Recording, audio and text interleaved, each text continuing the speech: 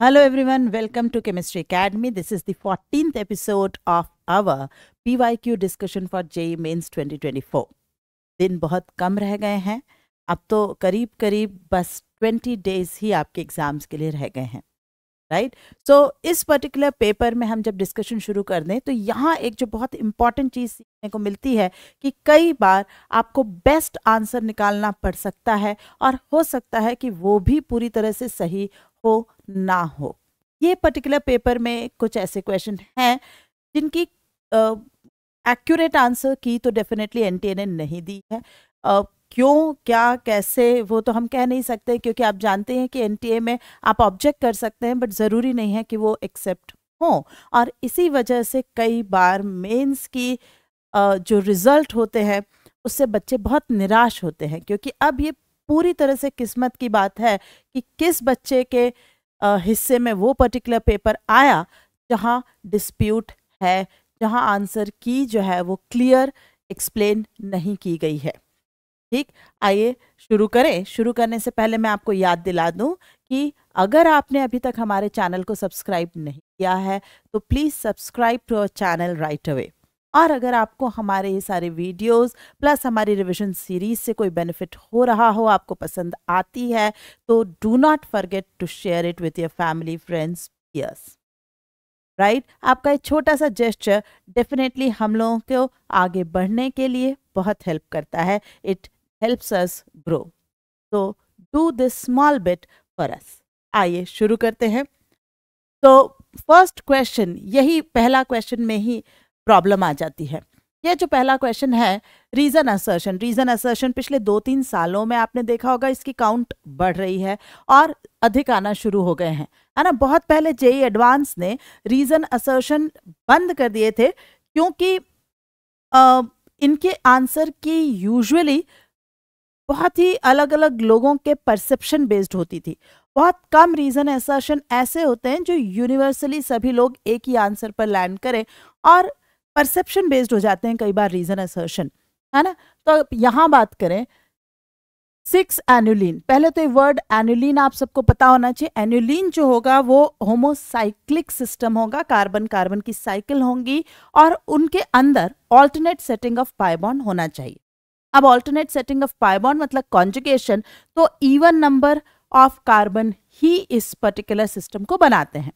सबसे छोटा एनुलिन आप कह सकते हैं 4 एनुलिन, फिर 6 एनुलिन जिसे आप बेंजीन कहेंगे, 8 एनुलिन साइक्लोऑक्टाटेट्राईन, और फिर ये 10 एनुलिन। इस तरह से इनके नाम दिए जाते हैं। It is a rather a class of compound आप कह सकते हैं, है ना? अब इन्होंने कहा 6 annulene, 8 annulene and cis 10 annulene. ये सिस 10 एनुलिन ही डिस्प्यूटेड है।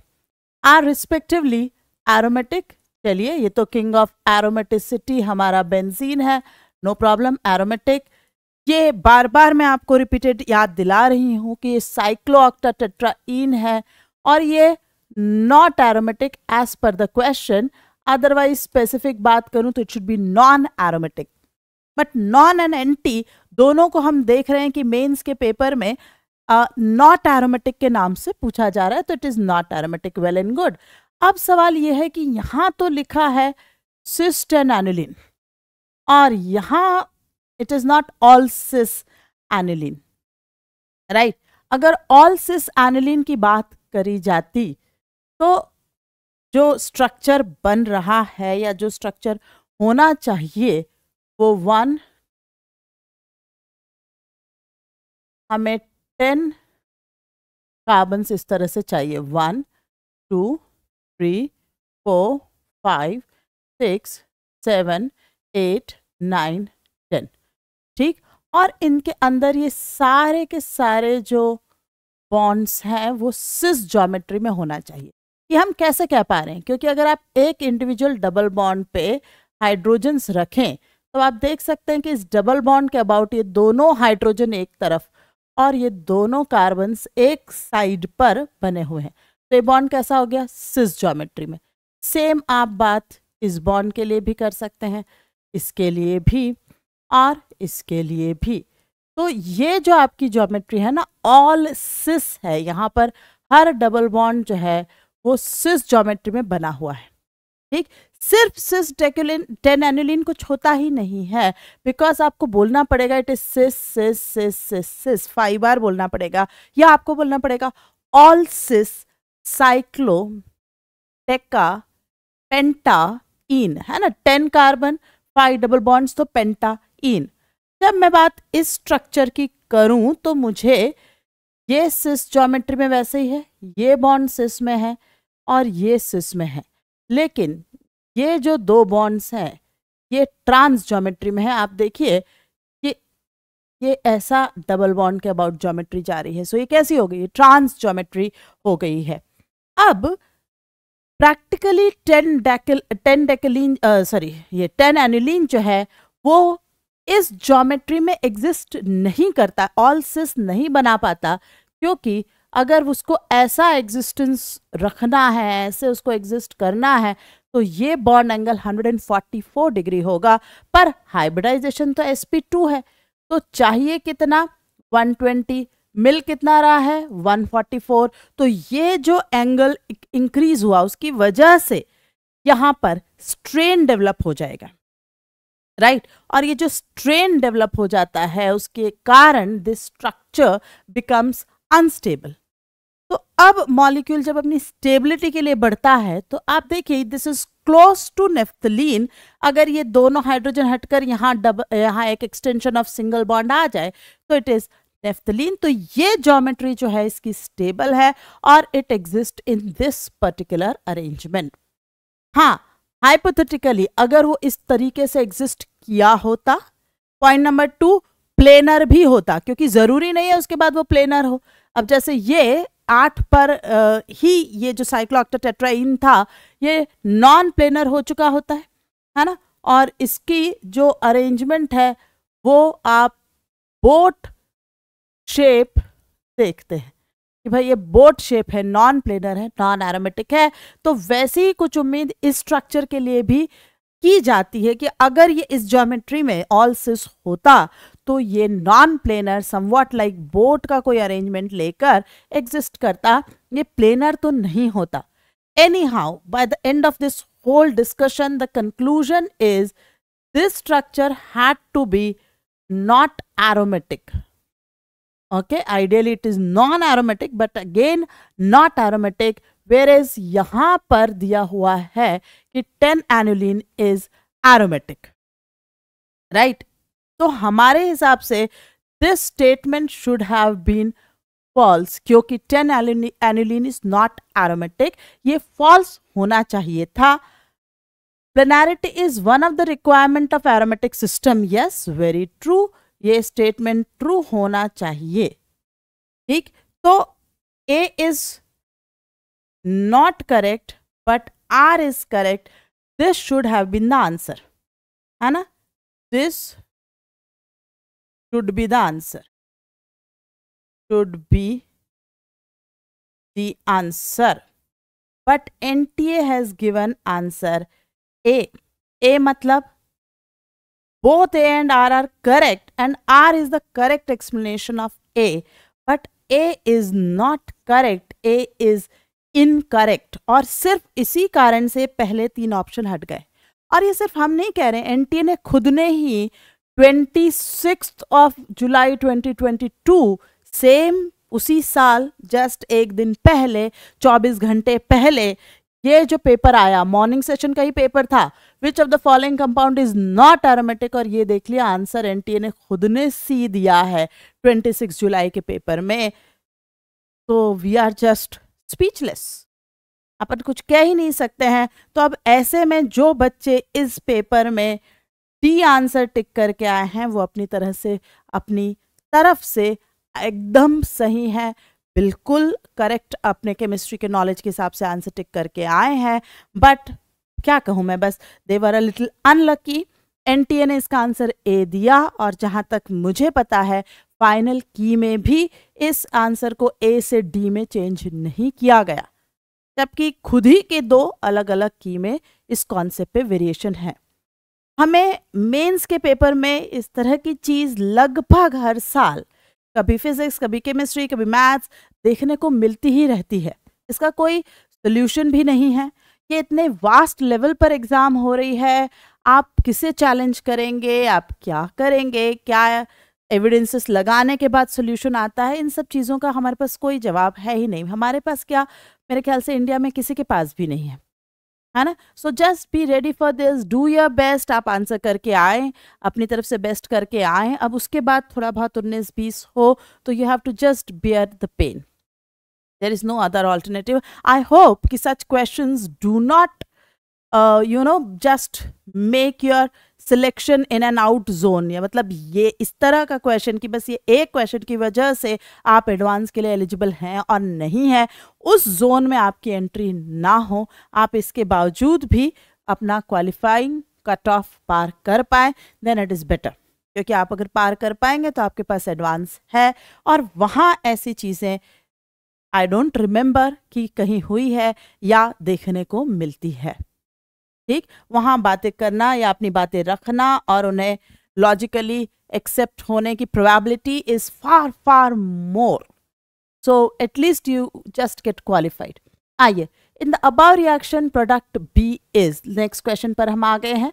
तो बी प्रोडक्ट कौन सा है? अब पहली जो रिएक्शन हमसे करवाई जा रही है, हमारे पास देखिए 2 OH है, एक है बेंजाइल पॉइंट पर जहां कार्बोकैटायन बड़ा अच्छा बनेगा, और ये तो प्रैक्टिकली अल्कोहल है ही नहीं, ये तो फिनॉल है। When OH is connected to sp2 carbon of aromatic ring तो उसे अल्कोहल नहीं कहते, उसे फिनॉल कहते हैं।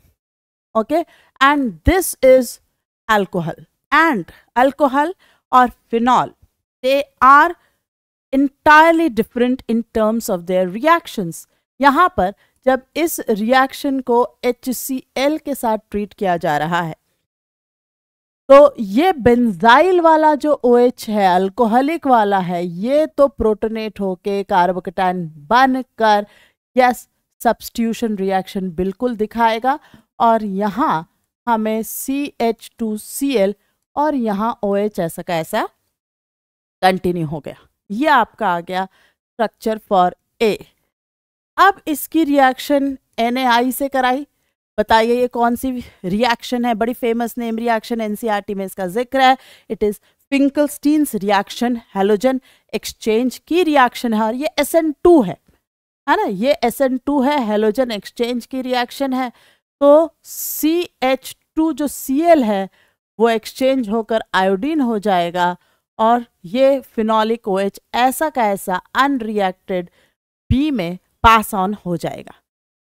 सो व्हाट वी वांट इज कि फिनॉल पैरा पोजिशन पर फिनॉल का कोई चेंज नहीं होना चाहिए, और ये CH2I आ जाना चाहिए। तो it seems only answer A is appropriate, is correct. ये दोनों तो बिल्कुल गलत हैं, क्योंकि इन्होंने तो फिनॉलिक OH को ही सब्स्टिट्यूट कर दिया, which is wrong. Answer is ए। ठीक, it was A. Moving to next, a sugar X dehydrates very slowly under acidic conditions to give परफ्यूरैल। परफ्यूरैल जो है इसका स्ट्रक्चर मैं आपको बताऊं, परफ्यूरैल ये फ्यूरान और उस पर यहाँ CHO लगा होना, ये कहलाता है परफ्यूरैल। Okay, so which on reaction, further reaction with resorcinol gives the colored product after some time? Resorcinol is meta dihydroxybenzene, ये रिसोर्सिनॉल है। अब ये टेस्ट जो है, ये कौन से टेस्ट की बात की जा रही है? ये यहाँ बात की जा रही है बहुत ही important test, Seliwanoff test. Seliwanoff test जो है, ये test it is used to separate aldose and ketose sugars. aldose और कीटोज शुगर्स को सेपरेट करने के लिए ये काम आता है। हम कहते हैं कि aldose सेलेविनॉफ रिएजेंट डालने पर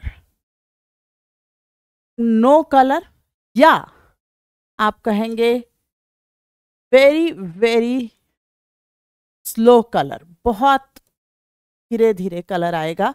पर अगर आप कीटोस की बात करें तो कीटोस सेलेविनॉफ रिएजेंट डालने पर आपको रेड कलर बताता है।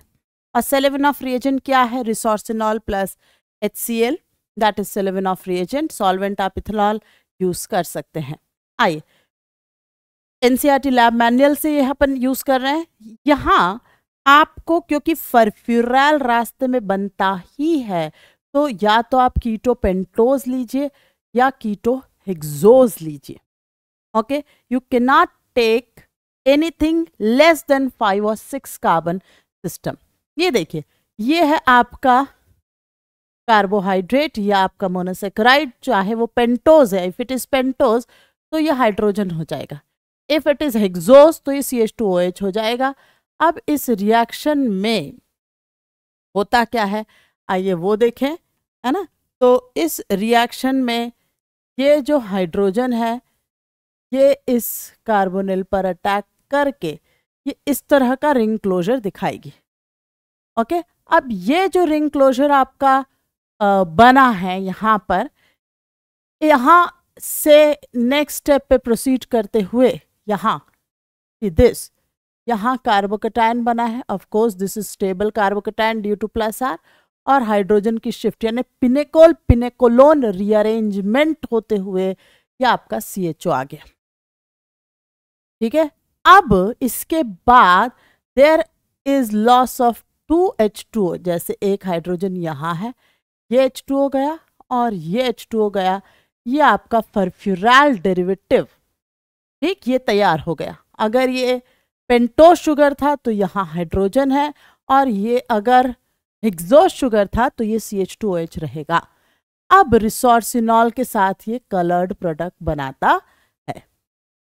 That is what the reaction is. तो मिनिमम कार्बन की संख्या आपको 5 या 6 चाहिए, क्योंकि आपको फर्फ्यूरैल यहाँ तक तो जाना ही है।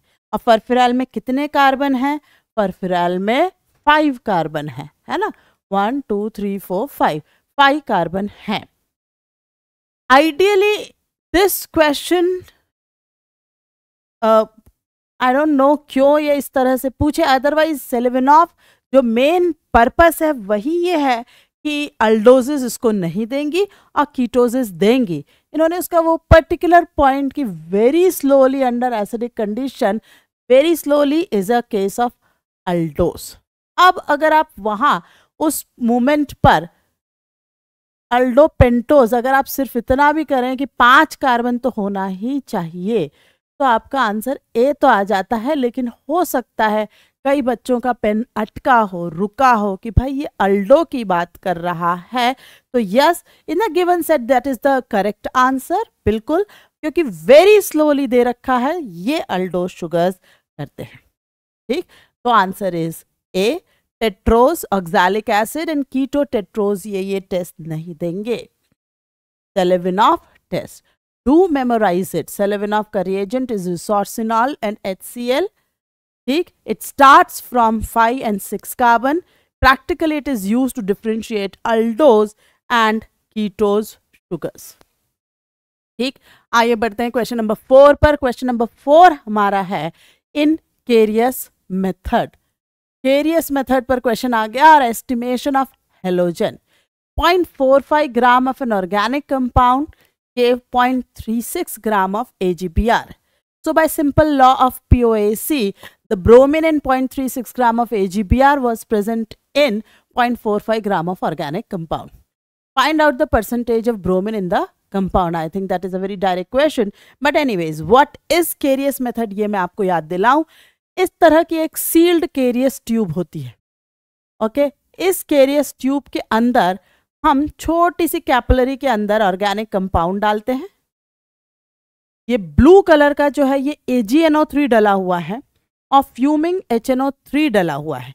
फ्यूमिंग HNO3 का पर्पस होता है ऑर्गेनिक कंपाउंड को एकदम तोड़ फोड़ देना, ऑक्सीडाइज कर देना, उसका एकदम कचूमर निकाल देना, टुकड़े टुकड़े कर देना।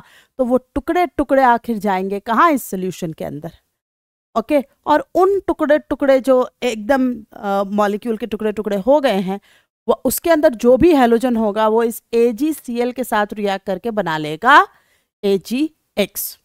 अब हमारे इस पर्टिकुलर क्वेश्चन के अंदर वो हेलोजन है ब्रोमीन। ओके, हमें मॉलिक्यूलर वेट ऑलरेडी दे रखा है 188 और 80। ठीक, तो हमारे पास 0.45 gram of an organic compound gave 0.36 gram of AgBr, mass of bromine in 0.36 gram of AgBr is, देखें कितना है, तो it should be simply 80 upon 188 multiplied by 36 upon 100। मैं 0.36 को इस तरह से लिख रही हूँ, right. This is what the mass of bromine should be in this much, इतने ग्राम्स होना चाहिए।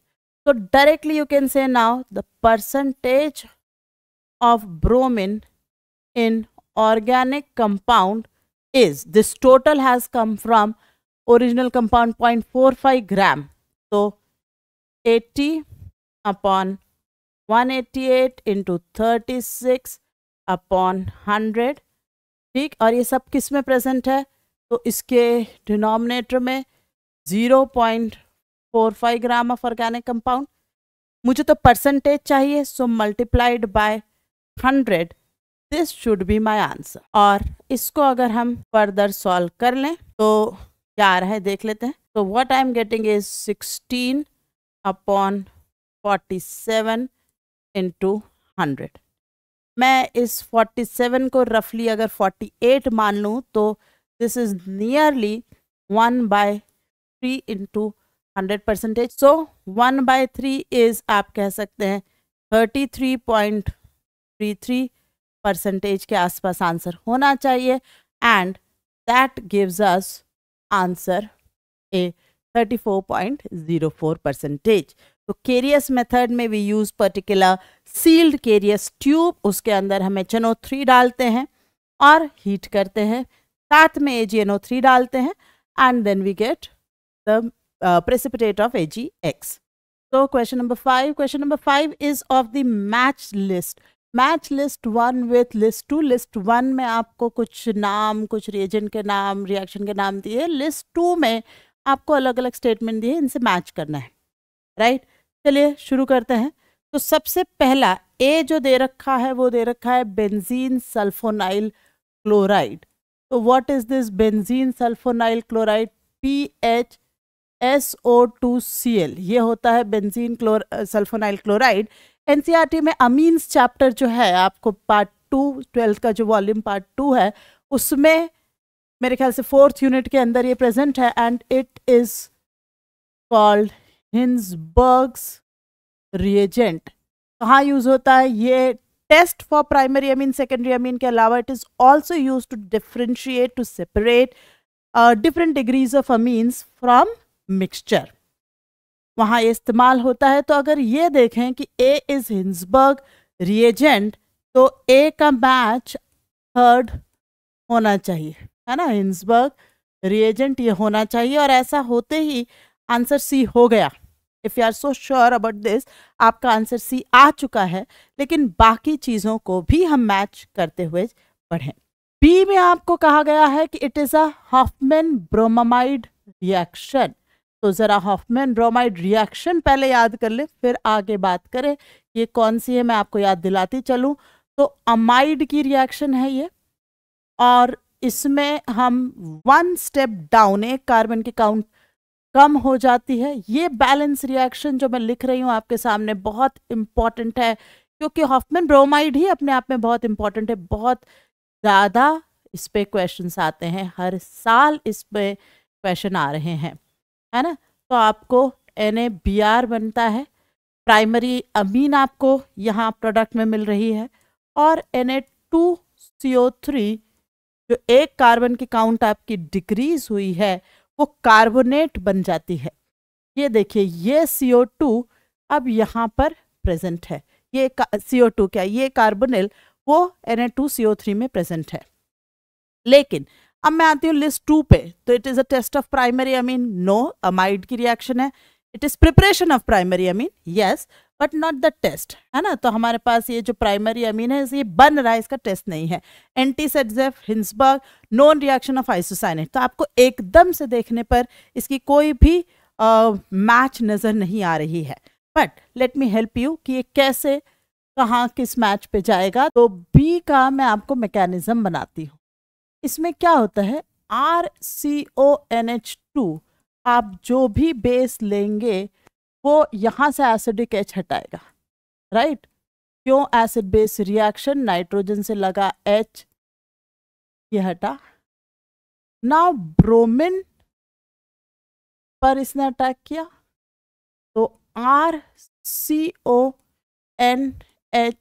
ब्रोमीन, ये कहलाता है N ब्रोमामाइड, और इसी के नाम पर रिएक्शन है।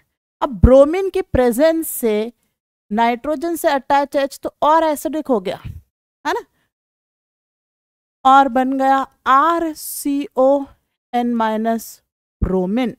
बट अब यहाँ इस स्टेज पर ये ब्रोमीन लीव करेगा, नाइट्रोजन पे 2 ब्रोमीन नहीं लगता, आपने इनऑर्गेनिक में पढ़ रखा है। और जब ये यहाँ से लीव करता है तो साथ ही साथ R यहाँ पर शिफ्ट कर जाता है, and what you get is RNCO। ये आपके रास्ते में बन रहा है, it is alkyl isocyanate, okay. और जब इसका हाइड्रोलिसिस होता है, क्योंकि मीडियम में वाटर और कोई ना कोई बेस, हमारे यहाँ पर NaOH हमने लिखा है, तो ये बनाता है RNH2 प्लस Na2CO3। तो यस, अल्काइल आइसोसाइनाइट इस रिएक्शन में बना है, और इसलिए यहाँ इस हॉफमैन ब्रोमाइड रिएक्शन का मैच 4 है, okay. So it is a non reaction of isocyanates, correct. Carbylamine reaction, it is test of primary amines, very important test of primary amines in fact. आइए इसके बारे में लिखते हैं हम, carbyl अमीन reaction के बारे में। तो कोई भी primary amine when heated with base and chloroform, है ना, तो डाइक्लोरोकार्बिन रास्ते में बनती है, दिस टुगेदर फॉर्म्स डाइक्लोरोकार्बिन, और उस पर ये नाइट्रोजन अटैक करता है अमीन का। तो आपको जो बनता है वो बनता है कार्बिल अमीन, है ना, alkyl isocyanide, and this is a very bad smelling, foul smelling compound. तो इसके बनने से, इसकी स्मेल से आप कंफर्म करते हैं कि ये जो अननोन कंपाउंड है ये 1 डिग्री अमीन हमें दिया हुआ है। Primary amine is the compound, so C का मैच 1 आ रहा है। And last Hofmann orientation, I think second ही बचा है, और वैसे भी है ना, हॉफमैन मतलब removal of hydrogen in elimination reaction from less substituted carbon or the carbon having more number of hydrogen is called Hofmann orientation. So let us check. A का मैच 3, B का मैच हमारे 4 आया है, C first and D second. तो yes, इस particular question में I think we were lucky कि in fact अगर आप इस सेकेंड बी पर इतना दिमाग ना भी लगाएं, मैकेनिज्म तक ना भी जाएं, आपको ए पता हो तो भी आपका आंसर सी आ रहा है। हर बार ऐसा हो जरूरी नहीं है, but in mains almost 80% of times this is going to be true, okay. Question number 6. In the titration of KMnO4 and oxalic acid in acidic medium, acidic medium है मतलब KMnO4 का N फैक्टर जो है वो 5 होने वाला है। तो KMnO4 एसिडिक मीडियम, हम इस पर्टिकुलर रिएक्शन में H2SO4 डालते हैं। जब ये टाइट्रेशन किया जाता है तो आपसे कहा जाता है 1/4 टेस्ट ट्यूब ऑफ H2SO4 आप डालें and heat this particular solution of oxalic acid and KMnO4 to around oxalic acid and H2SO4 to around 60 degree centigrade, और तभी आप उसको KMnO4 से टाइट्रेट करना शुरू करें, अदरवाइज आपकी रीडिंग उतनी अप्रोप्रिएट नहीं आएगी। तो आपको यहाँ जो प्रोडक्ट बनता है वो CO2 बनता है, okay. Manganese goes to MnSO4 K2SO4, right. यहाँ कार्बन की ऑक्सीडेशन स्टेट होती है +3 और यहाँ कार्बन की ऑक्सीडेशन स्टेट है +4। मैंगनीज 2 एंड मैंगनीज 7, मैंगनीज अपनी ऑक्सीडेशन स्टेट चेंज कर रहा है from +7 to +2, so it is accepting 5 electrons. Carbon अपनी ऑक्सीडेशन स्टेट कर रहा है +3 से +4, but there are 2 carbons in this, so one oxalic acid molecule is releasing 2 electrons. It is releasing 2 electrons. So now I have to balance, so I'll interchange. I'll multiply this by 2 and multiply this by 5. By doing so, I will have 5, and यहाँ पर मैं जब 5 लिखूंगी, है ना, तो ये हो जाने वाला है 10 CO2 anyways, और ये होगा 2 KMnO4 और ये K2SO4 बैलेंस है। Is that appropriate? ये बात समझ में आई? तो आपकी MnSO4 भी आपको 2 करना पड़ेगा यहाँ, right? I guess all clear. Let us check anything else if left. So मेरे पास यहाँ 2 and 1 3, so let me put 3 H2SO4 and that brings it to the complete balancing except for H2O। हमें H2O और check करना पड़ेगा, right? तो 5 10 तो यही है, और वहाँ पर है आपके पास 6 या 5 and 3, तो मैं कहूँ 8 H2। Let us check once.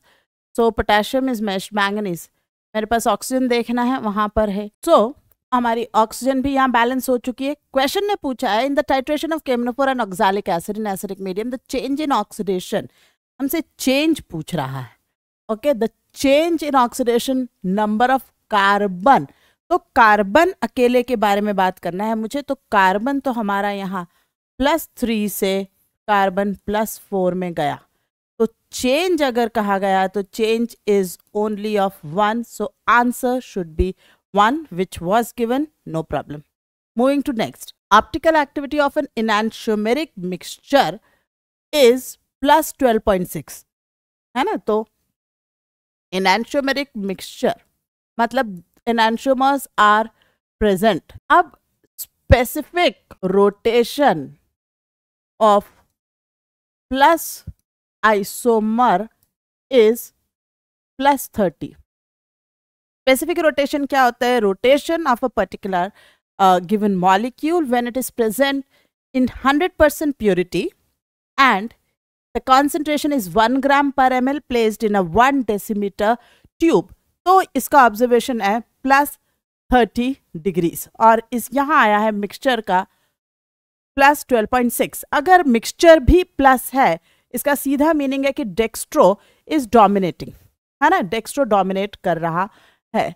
और ऑप्टिकल हमसे पूछा है प्यूरिटी, तो ऑप्टिकल प्यूरिटी इज मिक्सचर का आपको जो भी ऑप्टिकल रोटेशन मिल रहा है वो अपॉन 100% प्योर होता तब मल्टीप्लाइड बाय 100, क्योंकि परसेंटेज में अगर पूछा गया है इसलिए हम इसे 100 से मल्टीप्लाई कर रहे हैं। आप इसे सॉल्व करिए, डायरेक्ट आंसर टू 42%, क्योंकि आंसर परसेंटेज में पूछा है, तो आंसर इज डेफिनेटली 42।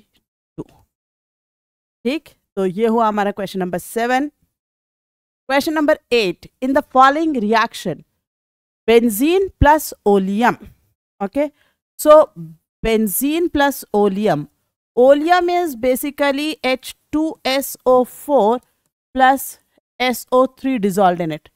तो आप इसको कई जगह ऐसे H2S2O7 भी लिखा देख सकते हैं। Basically it is concentrated H2SO4 के अंदर SO3 डिजॉल्व, और उससे सल्फोनेशन होने से रेट बढ़ जाता है। देन सल्फोनिक एसिड बना, और सल्फोनिक एसिड को एक्सेस NaOH से ट्रीट करा, तो वी गॉट फिनॉल, फिनॉल तैयार हो गया। The percentage yield of reaction 1 is 60%। Okay, so पहली रिएक्शन में आपको 60% यील्ड ही होगी, and that of reaction number 2 is 50%. The overall yield of the reaction is -%. Overall yield तो दोनों का ही yield का प्रोडक्ट हमारा आंसर हो जाएगा। तो overall yield will be 60 upon 100 multiplied by 50 upon 100, right? So it is and into 100, है ना, क्योंकि परसेंटेज में है आंसर फिर से 30, तो answer is 30. Very simple question, direct, कुछ कैलकुलेशन इसमें, कुछ केमिस्ट्री है ही नहीं, है ना. It was just direct, 2 step दिए, परसेंटेज यील्ड दिया, आंसर निकालो. So this brings us to the end of this morning session of 27 July 2022 का पेपर, राइट. मैं बाय टुडे इवनिंग, आज ही इसका इवनिंग का भी पेपर डिस्कस कर दूंगी और इसी तरह से हम आगे बढ़ते जाएंगे.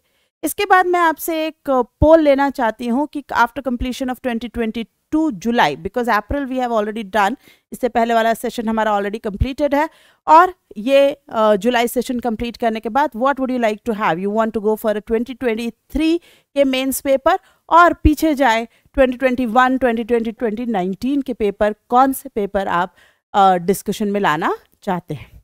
ठीक, that I post in the community to poll. उसी से मुझे आइडिया होगा कि आगे मुझे कौन सा पर्टिकुलर साइड ऑफ मेंस में जाकर डिस्कशन आपके लिए करना चाहिए, क्या आपके लिए बेनिफिशियल होगा. कुछ पर्टिकुलर टॉपिक या टेस्ट पेपर्स वगैरह की ज़रूरत हो तो डू नॉट, इस वीडियो के डिस्क्रिप्शन में ऐप की लिंक शेयर कर रखिए, just hit it and you will get the direct landing to the app, और वहाँ आपको आपकी रिक्वायरमेंट के अलग अलग तरह के कोर्सेस अवेलेबल हैं. Go through them. If you have any query, feel free to ask me in the chat box, or you can call us on the number mentioned on our channel. So see you again in the next episode. Till then, take care. Bye bye. Thank you.